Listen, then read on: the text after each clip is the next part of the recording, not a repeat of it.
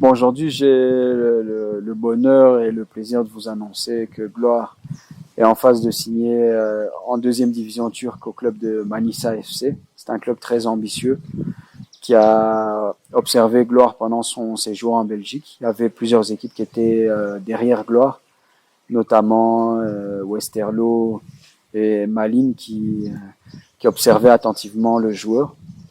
Et finalement, le Manisa FC les a devancés en proposant un choix sportif plus attrayant pour Gloire et financier.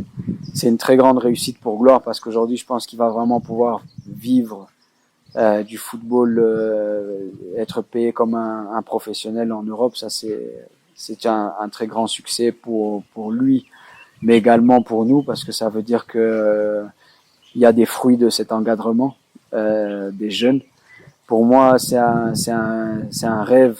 C'était un rêve de voir éclore plusieurs jeunes de la ville de Goma pour, disons, représenter la ville à l'étranger et mettre, disons, la ville de Goma en lumière par rapport aux qualités et les bonnes choses aussi qu'on produit. Et pour moi, c'est vraiment une très grande, disons, fierté de vous annoncer que Gloire va s'engager chez Manisa Sport FC et que vous pourrez suivre son actualité sur les différents réseaux sociaux du club. Donc voilà, c'est une très bonne nouvelle.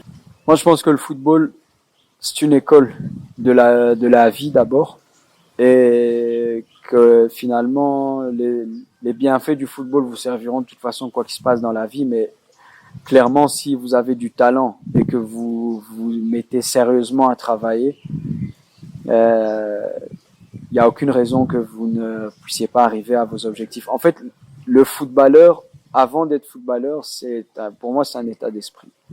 L'état d'esprit, c'est d'être un professionnel. Si vous êtes professionnel et que vous avez le bon état d'esprit, le talent va vous aider à y arriver, mais c'est un état d'esprit. Donc moi, je pense que si les gens ont l'état d'esprit de vouloir devenir professionnels, qu'ils ont le talent pour, ils peuvent y arriver. Aujourd'hui, Goma offre beaucoup d'opportunités. Je suis pas le seul aujourd'hui qui arrive à faire voyager des joueurs. Il y a même Brésil, je vois ils ont Branham qui est parti en Tunisie.